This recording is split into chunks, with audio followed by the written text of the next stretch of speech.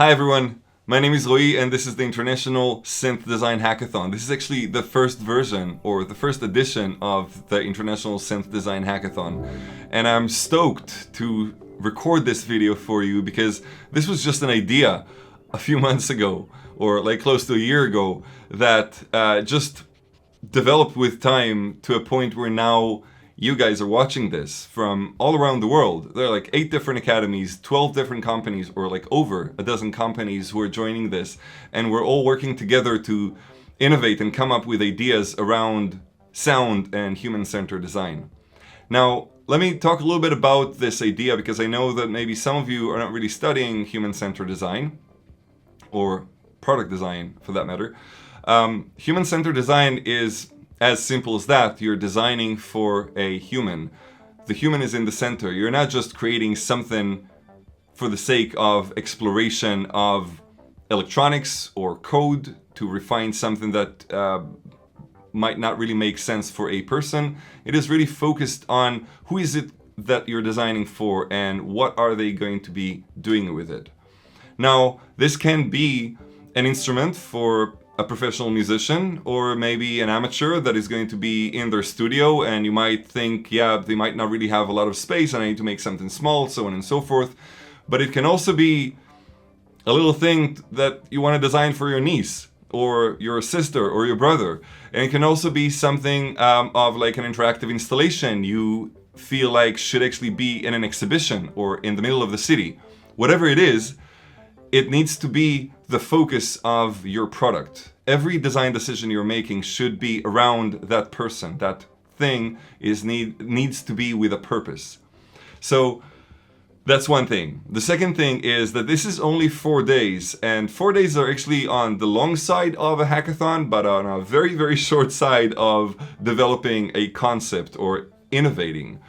You need to remember that because it's all about committing. You cannot just take your ideas and develop them further and further and further and further. It's more like I come up with an idea and I make a little prototype and it's sort of clunky and doesn't really make sense. And I'm kind of like, yeah, but actually it entails a different direction, and I just shift that towards that direction and I play around with it. And it's sort of like you're improvising with that product. That product and you are kind of like in a conversation and you're trying to be agile about the design decisions you're making.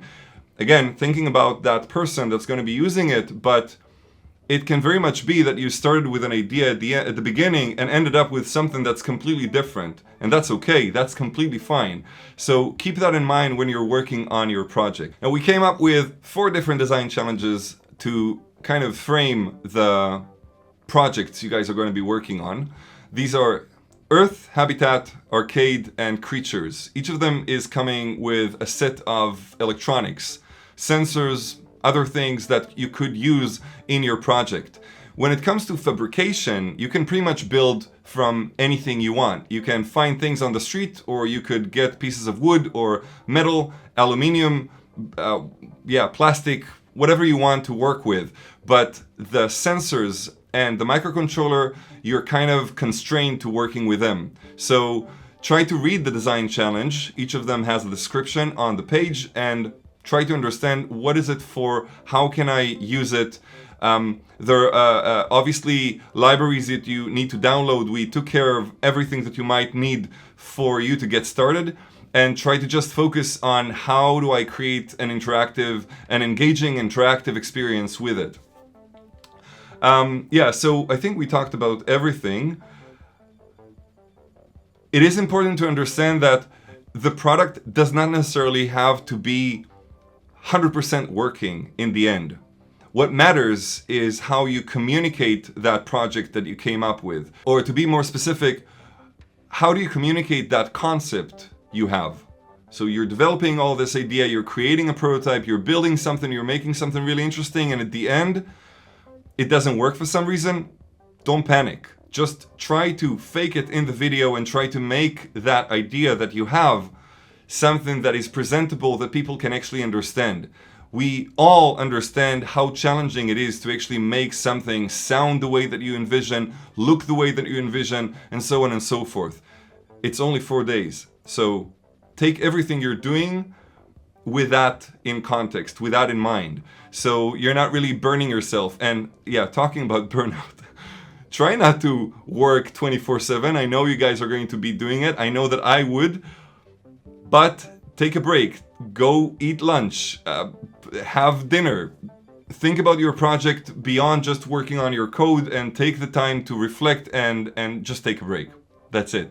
As a teacher, I know that it can be quite a thing. So, like, please just remember that this is just an exercise, and it should be a fun exercise to work on. Now, just before I sign off, I wanted to say thank you to all the different teachers who took the leap and actually found ways around the system to figure how to get this into their program. This is Safi and Daniel and Harold and Grig and Nico and Jiffer and of course, Brendan, who was developing the project with me from the beginning. So I really appreciate that you actually did that. Other than you guys, I also wanted to thank to Adafruit and Electrosmith for taking the challenge, the technical challenge on this and figuring out how to get all you guys, all the different sensors and microcontrollers to your hand so you'll be able to do this. And last but not least, all the mentors who are taking their time to sit with the students and brainstorm and figure out how to help you guys develop your own wild ideas. So thank you so much for everyone who are participating in this. Go make something wild, don't be afraid to fail, commit, and we'll see you everyone on the 16th and 17th of February. Ciao.